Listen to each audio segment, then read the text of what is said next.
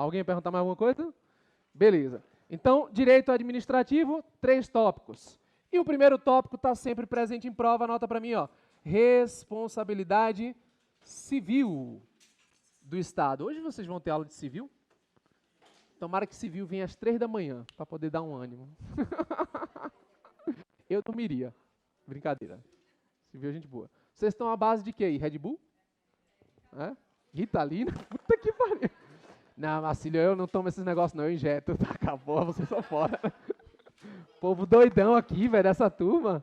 Hoje, quando eu abri o grupo de WhatsApp lá, tinha umas 600 mensagens. Tá, pô, peraí, eu preciso de 1 hora só para me atualizar aqui. Beleza? Todo mundo ok?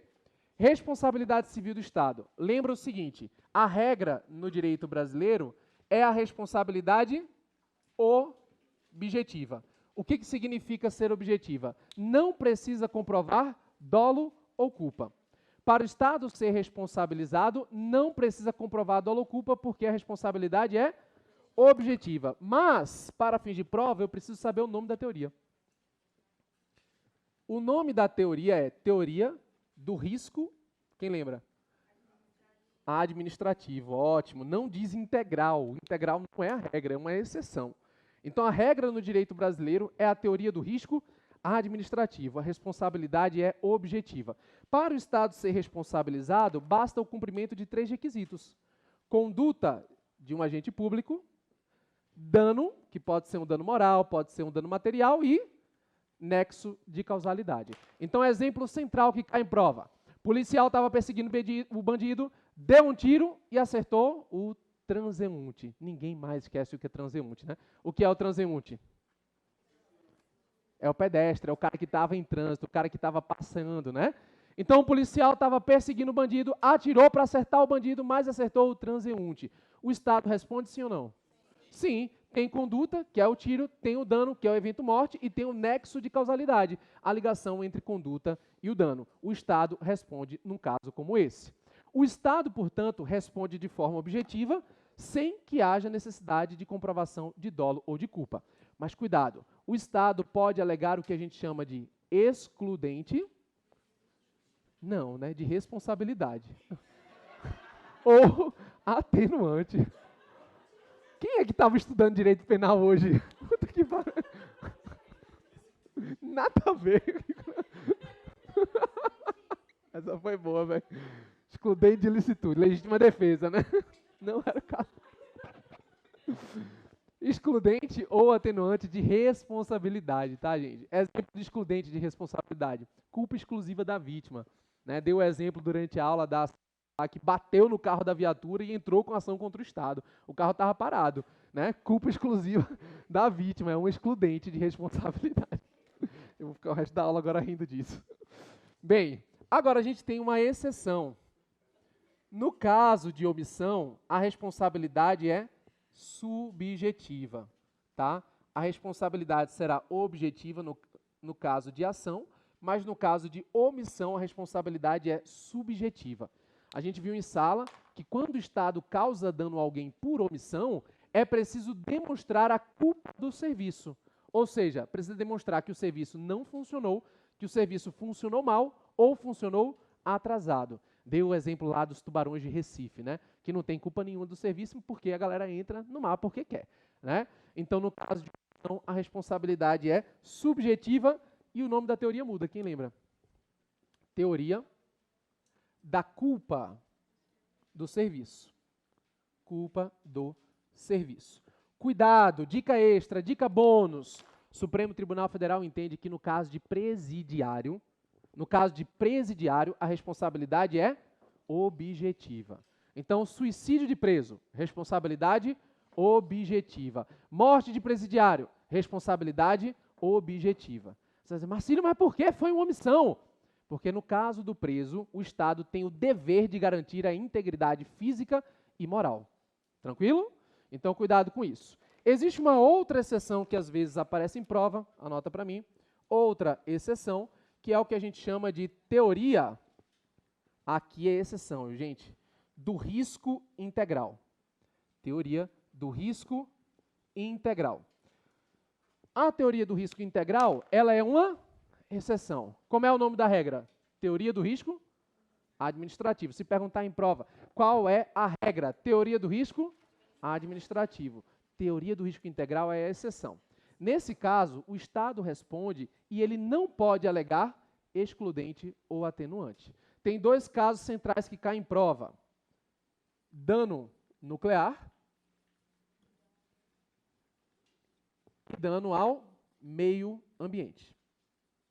No caso de dano nuclear ou dano ao meio ambiente, a teoria que se adota é a teoria do risco integral. O Estado é obrigado a responder e ele não pode alegar excludente ou atenuante. Pergunta. Qual o prazo para ajuizar a ação de responsabilidade contra o Estado? 5 anos. Ah, eu sei porque você acertou. Porque eu disse que se for para chutar alguma coisa, 5 anos. Só tem um lugar que você não vai chutar 5 no direito administrativo. Qual é? Improbidade. Na improbidade, o prazo é diferente. É de quanto? 8 anos. Então, se for para chutar prazo no direito administrativo, chuta em 5 anos, salvo no caso de improbidade, que é 8 anos. Pergunta, se o Estado for condenado, pode ajuizar uma ação contra o servidor causador do dano, sim ou não? Sim, ele poderá ajuizar uma ação contra um agente público causador do dano nos casos de dolo ou culpa. Como é o nome da ação? Ação de regresso, também chamada de ação regressiva, ok? Tópico número 2, anota aí, agente público. Tá muito rápido? Eu tô achando lento demais. Ah, não, tenho 2 matérias, 30 minutos para cada um.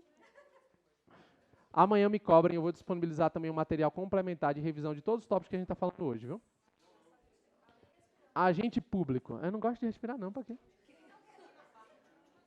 No meu ritmo. Teoria do risco integral. Teoria da culpa do serviço e teoria do risco administrativo. Ó, volta aqui comigo. Agentes públicos. Eu tenho 10 minutos para falar de 2 temas de administrativo. Literalmente, 10 minutos. Agente público. Quando o João abre a porta ali, vocês nunca vieram para o Corujão, não? Quando ele abre a porta, você tem que sair. Entendeu? É. Agente público. Pergunta, agente público é a mesma coisa que servidor público, sim ou não? Não. Agente público é qualquer pessoa que exerce uma função pública, seja remunerada ou não, seja de forma permanente ou transitória.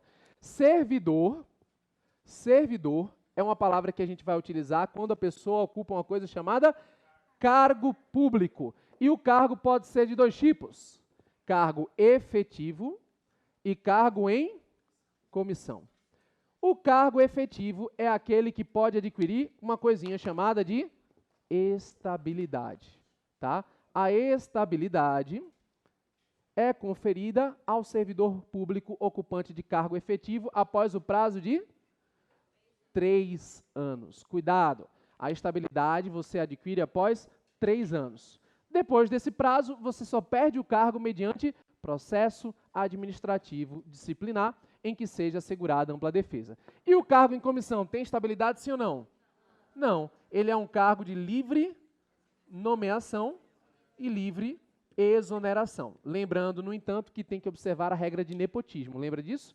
Não pode nomear parente em linha reta ou colateral por afinidade até o 3º grau para cargo em comissão. Então, cargo público pode ser desses 2 tipos. Pergunta, emprego público é a mesma coisa que cargo público, sim ou não? Não. Quem é que contrata empregado público? Empresa pública e sociedade de economia mista. Empregado público é regido pela lei dos servidores ou pela CLT? Pela CLT. Empregado público tem estabilidade, sim ou não? Não, só tem estabilidade quem ocupa cargo público efetivo e após 3 anos. Beleza, show de bola. Esse servidor público, ele pode ser responsabilizado por suas ações. E a responsabilidade de um servidor pode acontecer em até 3 instâncias. Ele pode responder no âmbito criminal, sim ou não? Sim, ele pode cometer um crime. Ele pode responder no campo civil, sim ou não? Sim. E ele pode responder no campo administrativo? Sim. O servidor responde em até 3 instâncias pelo mesmo ato, no âmbito da instância criminal, no âmbito da instância civil e no âmbito da instância administrativa. São processos que a gente considera como independentes. É o que a gente chama de independência entre as instâncias. Mas essa independência tem uma exceção. Quando o juízo penal absolve o servidor por negativa de fato ou negativa de autoria. Se o juiz penal absolve o servidor por negativa de fato ou negativa de autoria, o servidor deve ser absolvido também na instância administrativa. Lembram disso? Caso do servidor que deu um soco em alguém. A gente viu isso. Se ele for absolvido no processo criminal dizendo que o soco não aconteceu, o processo administrativo será arquivado. Se ele for absolvido dizendo que o soco aconteceu, mas não foi o servidor, negativa de autoria, o processo administrativo deverá ser arquivado. Pergunta. Se o servidor já foi demitido, ele tem direito de voltar, sim ou não? Sim. E como é que ele volta? Reintegração. Lembram disso? Ele recebe pelo período que ficou parado, sim ou não? Sim. Ele recebe pelo período que ele ficou parado, normalzinho. Tranquilo? Tem direito a todas as vantagens. Beleza. Ó, atenção. Dentro desse contexto aqui, nós vimos ainda um tópico que eu estou apostando para essa prova. Faz um tempinho que não vem? Poderes administrativos. Quando a gente fala sobre poderes administrativos, o poder público ele deve utilizar os poderes dentro da legalidade. E o abuso de poder pode acontecer de duas maneiras, nós vimos. Abuso de poder pode ser no caso de excesso e pode ser no caso de desvio. Lembram disso? Excesso de poder é um vício na competência ou na finalidade? Olha a palavra, excesso. Vício na competência ou na finalidade? Competência. O servidor age além dos limites daquilo que fez. Ou seja, ele não tinha competência para agir. Se ele não tinha competência para agir, será um excesso de poder. Desvio de poder é um vício na competência ou na finalidade? Finalidade. Ele tem competência para agir, mas ele usa uma finalidade que não é o interesse público, e sim o interesse particular. Agora, se ele age com excesso ou com desvio, o ato que ele pratica deve ser anulado ou revogado? Aí você está aprendendo, né? Falei que só a porra. Anulado ou revogado?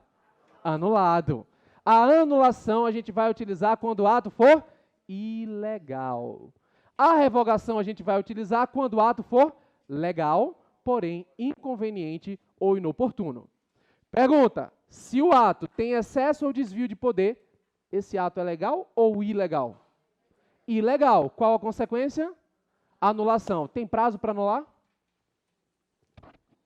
Tem um prazo para anular, que é igual em todo lugar.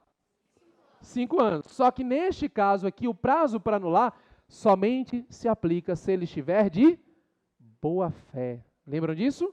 O prazo de 5 anos para anular atos administrativos somente se aplica se o beneficiário estiver de boa fé. Se ele tiver de má fé, não tem prazo. Ok? Vamos lembrar aqui quais são os poderes que o Estado tem? Primeiro, a gente chama de poder discricionário e poder vinculante. Lembram disso? Poder vinculante. O Estado tem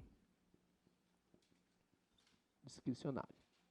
O Estado tem no poder vinculante liberdade para decidir, sim ou não?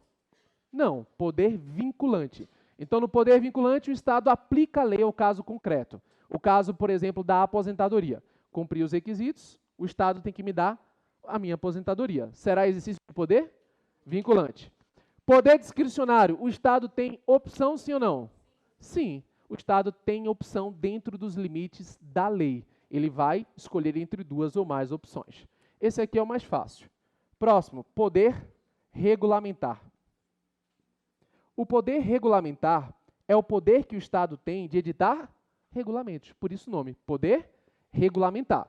O Estado pode adotar decreto, portaria, instrução normativa e assim por diante. E aí eu vou revisar aquilo que eu fiz desde a primeira aula em Direito Constitucional e eu fiz em Direito Administrativo e vai te salvar na hora da prova. O nosso ordenamento é uma pirâmide. Lá em cima, na pirâmide, você encontra as chamadas normas constitucionais. Quais são? Quem lembra? Constituição Federal, emendas constitucionais, ADCT e tratados e convenções internacionais sobre direitos humanos aprovados pelo quórum de 3/5 nas 2 casas em 2 turnos. 3-5-2-2. Lembram disso? Isso aqui tem um nome, não tem não? Quem lembra o nome? Bloco de constitucionalidade. São as normas constitucionais. Isso aqui é o bloco de constitucionalidade. Abaixo das normas constitucionais, a gente tem o quê? Normas legais. São as leis. Lei ordinária, lei complementar, lei delegada, medida provisória, resolução e decreto legislativo do Congresso Nacional. São as leis. E abaixo das leis, nós temos as normas regulamentares. São chamados regulamentos. Decreto, portaria, instrução normativa e assim por diante. Os regulamentos, que são decretos, portarias, podem criar direitos e obrigações, sim ou não? Não, por conta do princípio da legalidade. Ninguém é obrigado a fazer ou deixar de fazer, senão em virtude de lei. Então, um decreto não pode criar obrigação. Um decreto não pode criar direito. Um decreto pode criar um novo crime? Não. Pode criar um novo tributo? Não. Decreto não pode criar direitos ou obrigações. Então, para que serve o decreto? Ele serve para dar concretização a uma lei que já existe. Artigo 84 da Constituição, inciso 4. Ok? Beleza. Mais um poder que eu vou colocar aqui, eu vou pular um, mas eu vou colocar mais um, porque esse cai muito, eu preciso falar dele, que é o poder de polícia. Quem fez questão? Vocês estão fazendo muitas questões? Faltam 3 semanas e eu espero que sim, porque agora, meu filho, cai muita exceção, exatamente. Tem que treinar. Tem que treinar. Amanhã, inclusive, à tarde, vou fazer uma live só de resolução de questões. 3 horinhas, só resolvendo questão. Começa 2 horas da tarde, são 3 horas de duração. Então, tu quer menos? Eu já vi gente pedindo mais, mas tá querendo menos. Vamos fazer lá, para brincar. Eu não tenho nada para fazer. Vou fazer o quê? Vou fazer questão, tá vendo? Poder de polícia. O poder de polícia tem grande chance de cair em prova porque ele está previsto no CTN. Então, ele tem interdisciplinaridade. Artigo 78 do CTN. Quem lembra por que está no CTN poder de polícia? Ninguém nunca mais esquece não, né? Tem um tributo que permite a cobrança no caso do poder de polícia. Qual é? Taxa. Ó, o REC vai entrar. Deixa eu ver quando é que o REC entra aqui. Ó, o REC entra depois de mim. Eita, pô, tá bem demais. O REC entra já já. Aí eu pergunto para vocês, quais são os tributos? Quando ele entrar, vocês sabendo. Quais são os tributos, então? 5, vai lá. Impostos, taxas, contribuições de melhoria, empréstimos compulsórios, saiu, falta uma. E contribuições especiais. Perfeito, vou repetir, ó, são 5. Impostos, taxas, contribuições de melhoria, empréstimos compulsórios e contribuições especiais. São os 5 tributos que a gente tem na nossa Constituição. Qual é o tributo que pode ser cobrado diante do poder de polícia? Taxa. Vai lá no Detran tirar a carteira de motorista, paga uma taxa. Vai visitar um lugar que tem, por exemplo, licenciamento ambiental, paga uma taxa. Vai tirar um alvará de vigilância sanitária, paga uma taxa. E a taxa, ou melhor, o poder de polícia tem 3 características centrais. Primeira característica do poder de polícia é a discricionariedade. Poder de polícia é discricionário. Vai ver qual é a melhor alternativa para proteger o interesse público. Segunda característica do poder de polícia é a coercibilidade. Ao decidir o poder de polícia, ele já vale a partir dali. Ele é coercível de imediato. Então, discricionariedade e coercibilidade. Mas a característica mais cobrada do poder de polícia é essa agora. Autoexecutoriedade. A autoexecutoriedade significa que o Estado pode executar os seus próprios atos sem precisar de autorização judicial. Então, eu posso executar um ato do poder de polícia sem precisar de que o poder judiciário me autorize, tá? Eu basicamente, por exemplo, determino a retirada de mesas da calçada. Pode tirar sem autorização judicial? Pode. Eu determino que uma pessoa saia do veículo. Eu posso cumprir isso sem autorização judicial? Sim, por conta da autoexecutoriedade. Mas a minha aposta para a prova vem agora, muito cuidado. Poder de polícia pode ser delegado a uma empresa privada, sim ou não? Como regra, não, salvo atos de execução. A regra é, não posso delegar poder de polícia, salvo atos de execução. Exemplo, instalar câmaras de trânsito. Pode ser feito por empresa privada? Pode. Agora, aplicar multa, pode? Não. Não, não pode, tá? Poder de polícia, como regra, não pode ser delegado a uma empresa privada. Agora, atenção, atenção, fizemos essa anotação. E se for uma empresa privada do Estado? Pode ou não pode? Vamos lembrar quais são os entes da administração pública? Tu tá aí já para me avisar, é ou não? Não? É? Ah, tá. Sei lá, porque já entrou um, já entrou dois, já entrou três? Tá bom, então. Então, são 8 entes da organização do Estado. As 8 entidades. Lembra assim que a gente falou? Nas duas mãos. Então, na mão direita, a administração pública direta. Na mão esquerda, a administração pública indireta. Na direita, então, são 4. Lembra? União, Estados, Distrito Federal e municípios. Na esquerda, são 4. Autarquia, fundação, empresa pública e sociedade de economia mista. A autarquia é de direito público ou privado? Público, então não é empresa. Fundação é direito público ou privado? Como regra, público, mas a lei pode estabelecer privado. A lei vai definir, mas também não é empresa. Sobra empresa pública e sociedade de economia mista. Empresa pública e sociedade de economia mista são direito público ou direito privado? Direito privado. Então, elas são empresas do Estado. Pergunta, segundo o STF, eu posso delegar o poder de polícia para uma empresa privada do Estado, sim ou não? Sim, tá? Se for uma empresa privada do Estado, pode. Então, empresa pública é empresa privada? Sim. Sociedade de economia mista é empresa privada? Sim. Nesses 2 casos, eu posso fazer a delegação por entendimento do Supremo Tribunal Federal, ok? O último ponto, para fechar aqui.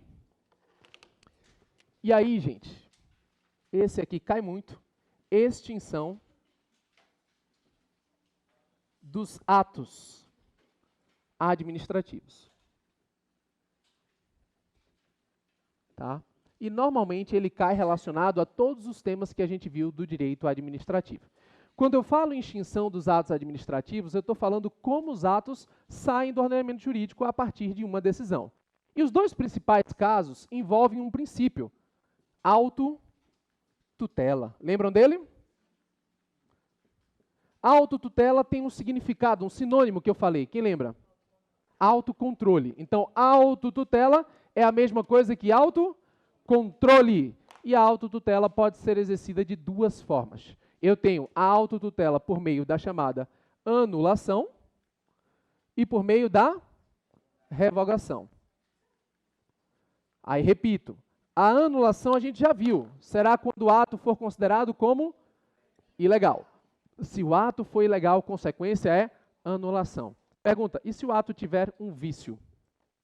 Mesma coisa. Vício, a gente viu em sala, é a mesma coisa que ilegalidade. Se o ato tem um vício, ele é ilegal, consequência, anulação. Se o ato é legal, porém inconveniente ou inoportuno, será caso de revogação. Legal, porém inconveniente ou inoportuno. Será caso de revogação. Cuidado, eu só terei revogação quando o ato for considerado como legal. Se o ato for legal, porém inconveniente ou inoportuno, neste caso teremos a revogação. Apesar disso, tem outras 3 formas de se fazer a extinção do ato administrativo e que faz um tempinho que não vem em prova, por isso essa minha aposta. Além disso, nós temos a cassação. Lembram dela? A cassação tem como palavra-chave para fins de prova descumprimento de requisitos. Tá? Então, se uma pessoa tem um ato administrativo em seu favor e ela descumpre requisitos, o ato será cassado. O ato é legal, não é anulação, o ato é até conveniente ou oportuno, mas a pessoa, o beneficiário, descumpriu os requisitos para o ato. Então, neste caso, o ato será cassado, hipótese de cassação. Ok? Além da cassação, aqui, ó, faz um tempinho que não vem em prova, caducidade. A caducidade tem como palavra-chave lei posterior, que é a mesma coisa que lei superveniente. Lembram disso? Cuidado com as palavrinhas na hora da prova. Vem uma palavrinha diferentona lá, você não lembra. Lei superveniente é a mesma coisa que lei posterior. Se vem uma lei posterior que proíbe a prática do ato, o ato caduca. caducará. Então, por isso a palavra caducidade. O ato foi praticado hoje, ele é legal, não é anulação. Ele é conveniente, é oportuno. Ninguém descumpriu o seu requisito, mas uma lei posterior passou a proibir o seu conteúdo. Neste caso, a consequência será a caducidade. E para fechar, nós temos um último ponto aqui, que é a chamada contraposição, que cai menos em prova. Superveniente, mesma coisa. Contraposição, conteúdo oposto. De vez em quando aparece uma palavrinha diferente, né? Conteúdo oposto. No caso de conteúdo oposto, contraposição. Oi. Revogação legal, porém inconveniente ou inoportuno. Tranquilo?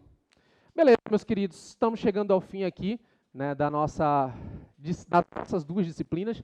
Vocês tiveram aula com 2 professores ao mesmo tempo, mas, antes da gente finalizar, eu queria passar uma mensagem agora para vocês que vão passar essas próximas 3 semanas, né?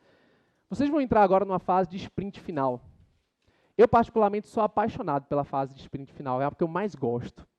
Porque é a parte em que, quando dá 9h45, ninguém sai da sala. Porque está no começo da sala, do curso, dá 9h45, a galera sai, né? Para quem é da turma da manhã, que vai dando ali 11h30, 11h20, a galera já começa a sair. Agora já é um pouco diferente. Porque agora está valendo a vida. É a hora de dar o nosso máximo, é a hora de dar um gás a mais. E a minha dica para vocês, do fundo do coração, não sei se todo mundo aqui é aluno do IGD, acredito que sim, embora tenha também, né, inscrição de fora, mas falando de coração aqui, de um cara que saiu do Nordeste para tentar a vida fora, para conseguir coisas diferentes, passou num dos concursos mais difíceis do país, passou na OAB, no 8º período da faculdade, mestrado, doutorado, 12 livros publicados, dá aula e faz 1 milhão de coisas. Falo do fundo do meu coração para você. Ninguém que chega lá, chega dizendo vai dar errado. A gente só chega com um pensamento positivo, com a palavra positiva, com o coração positivo, sabendo que energia positiva, né, traz coisa boa. Então, um combinado que eu queria fazer com vocês é que a partir de hoje, até o dia da prova, você pudesse, do fundo do seu coração, parar de dizer coisas autodepreciativas, como, por exemplo, eu sou burro. Alguém diz isso? Realmente sim, né? Eu não consigo, etc., essas coisas assim. Então, tente utilizar autofala, que é uma fala positiva aí nessa sua próxima jornada. Eu toda vez penso em desistir, toda vez me canso da minha jornada. E eu sempre tenho falas que digo para mim mesmo, que são falas positivas, tá? Então, o que você diz quando você está em silêncio, quando você está na dificuldade, quando você está pensando em desistir? Você já parou para pensar nisso? Sabe? Eu acho que é mais ou menos isso. Tentar encontrar frases positivas. E pensando nisso, eu queria fazer um movimento com vocês, e a Giovana está até ali, ela disse que ia filmar para a gente. Tem uma música que representa muito o meu Nordeste, e que eu queria que vocês cantassem junto comigo, porque eu acho que todo mundo conhece. É uma música que traz essa energia positiva, que fala um pouco sobre a prova do exame de ordem, de forma indireta, do meu jeito, né? E representa porque é de Pernambuco, de um cara fantástico que é Alceu Valença. Vocês já ouviram Alceu Valença? Maravilhoso, né? Alceu Valença, no Carnaval de Olinda, que vocês só vão quando passar na prova da OAB, ele abre as portas da casa dele, no meio do carnaval, pega o violão, liga numa caixa de som e toca uma música que fala assim: tu vens, eu já escuto os teus sinais. Já ouviu isso? Vocês vão cantar comigo, quando chegar o refrão, 4 vezes, a gente vai cantar junto. Tu vens, eu já escuto os teus sinais. Conseguem? Então vamos lá. Na bruma leve das paixões que vem de dentro, tu vem chegando pra brincar no meu quintal. No teu cavalo, peito, no cabelo ao vento, tu te avistiu nos sinos das catedrais. Agora, vai lá. Tu vens, eu já escuto os teus sinais. Mais alto, vai lá. Tu vens, eu já escuto os teus sinais. De novo. Tu vens, já escuto os teus sinais. Uma salva de palmas para vocês. Valeu, galera!